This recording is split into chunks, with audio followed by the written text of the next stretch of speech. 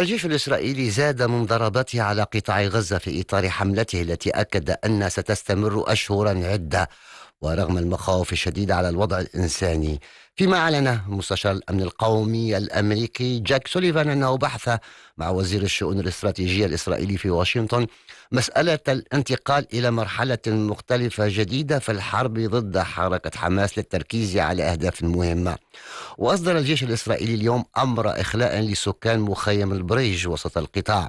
وقال الناطق باسم الجيش أن القوات الإسرائيلية تقاتل في خان يونس في الجنوب وتوسع عملياتها في مخيمات اللاجئين وسط القطاع.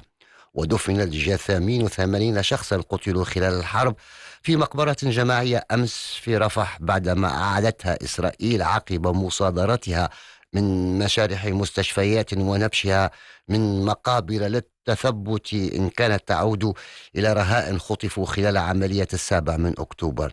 نستمع للدكتور مروان الهمس مدير مستشفى أبو يوسف النجار في غزة. وصل إلينا كونتينر به عدد كبير، بعضهم يعني مكتمل للجسد وبعض أشلاء، لكن الأشلاء يعني قد تحللت وبعض الأجسام قد تحللت، فنحن لا نستطيع في داخل حي مسكون في داخل هذه المنطقة بفتح هذه الثلاجة أو الكونتينر للتعامل معه، ونحن نتواصل مع أصحاب الشأن للنقل إلى المقبرة، ومن هناك سيكون بإذن الله تعالى التوثيق عبر وزارة الصحة الفلسطينية ووزارة العدل لتوثيق جرائم حرب. كان الرائحة لا تطاق، هم وصلوا من عبر معبر صوفا وتم إبلاغنا عبر وكالة الأمم المتحدة. لا نعلم العدد، يقال انه 80، لكن نحن لم نستطع العد بسبب قوة الرائحة وعدم استطاعة الطواقم الطبية التعامل في هذا المكان، وخوفا على انتشار الأمراض في داخل هذا الحي. الأمم المتحدة أعلنت عن تعيين الوزيرة الهولندية المنتهية ولايتها سيغريت كاغ منسقة للشؤون الإنسانية في غزة، وذلك بعد صدور القرار الأخير لمجلس الأمن الدولي الجمعة الماضي الذي طالب بزيادة واسعة النطاق للمساعدات الإنسانية للقطاع دون الدعوة إلى وقف لإطلاق النار. وجاء في بيان للمنظمة أن أمين العام أنطونيو غوتيريس أعلن تعيين زيغريت كاغ التي شغلت في السابق عددا من المناصب البارزة في الأمم المتحدة منسقة عليا للشؤون الإنسانية وإعادة الأعمار في غزة، وستشرف على استحداث آلية أممية لتسريع شحنات الإغاثة الإنسانية عبر دول ليست طرفا في النزاع. ورحبت الولايات المتحدة بهذا التعيين، وقال المتحدث باسم الخارجية الأمريكي أننا نأمل في تنسيق بشأن الجهود المبذولة لتسريع وتبسيط إيصال المساعدات الإنسانية الحيوية للمدنيين في غزة. نستمع لتعليق الدكتور أمجد شهاب أستاذ العلوم السياسية والقانون الدولي بجامعة القدس، حاورته وفاة دوزري.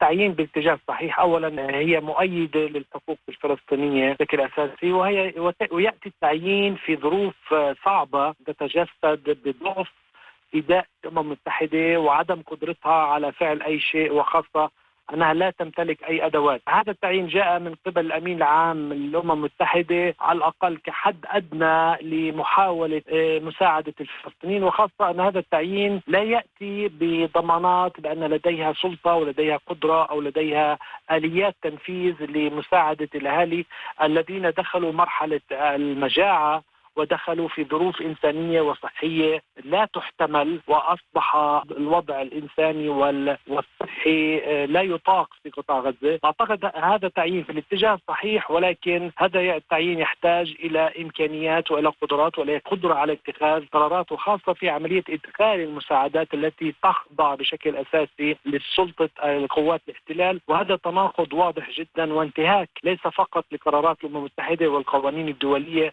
وأيضا لواجب المحتل في توفير الماء والدواء والغذاء على الأقل. وما يحدث في قطاع غزة هو عكس تماما مما تنص عليه المواثيق الأمم المتحدة.